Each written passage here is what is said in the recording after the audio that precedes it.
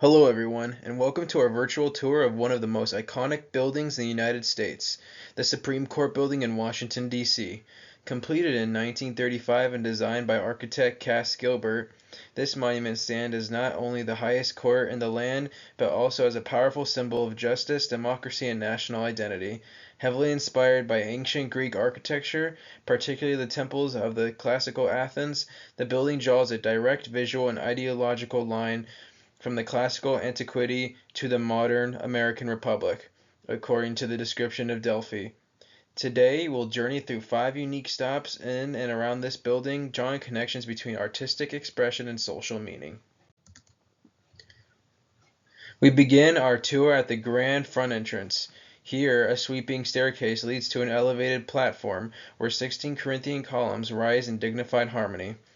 These columns, with their ornate capitals of acanthus leaves and fluted shafts, recall the grandeur of Greek temples like the Parthenon and Temple of Epidaurus, according to the description of Epidaurus.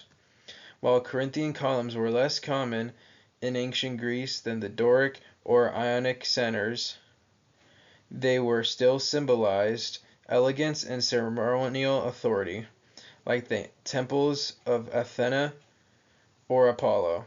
The structure uses symmetry and vertically to inspire awe, not for divine worship, but for the worship of law.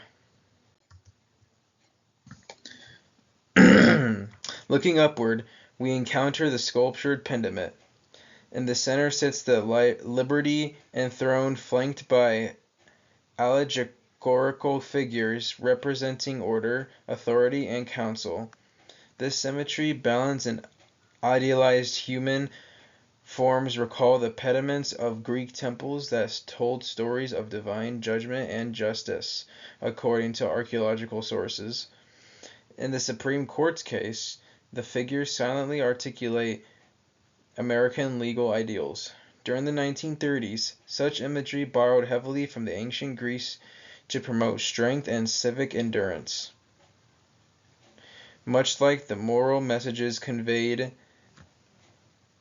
in the miracle inscriptions at Epidaurus, which publicly displayed stories of healing and divine order.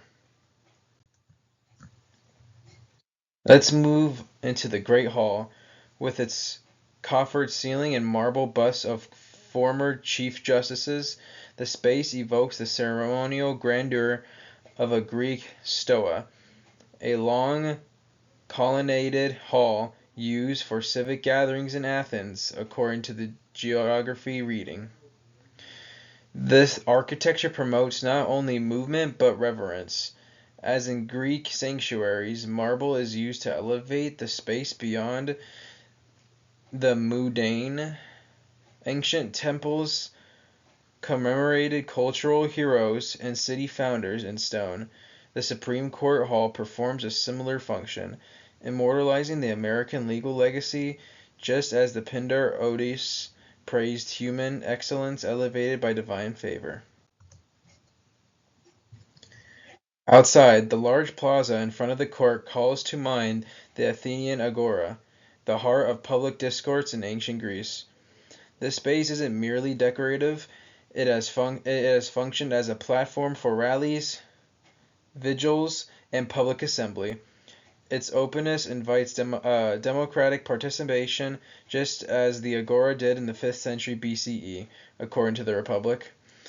During the 1930s, the plaza's construction also mirrored ancient building practices that used regional stone to reflect local pride, much like the temples and treasuries at Delphi, which were built by individual polis to show civic devotion, according to the description of Delphi.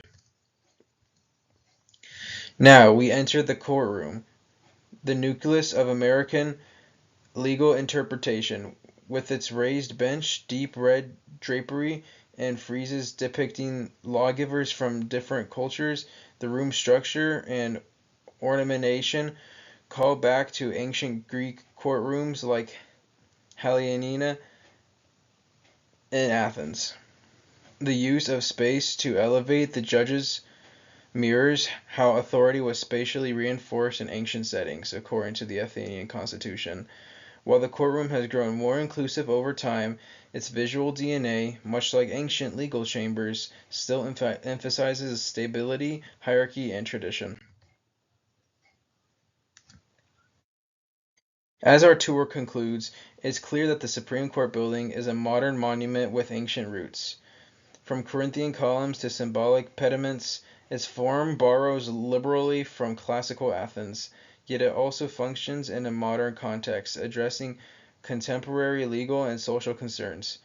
Like Greek temples, it's a space for ideals. Only now, the gods are liberty and justice.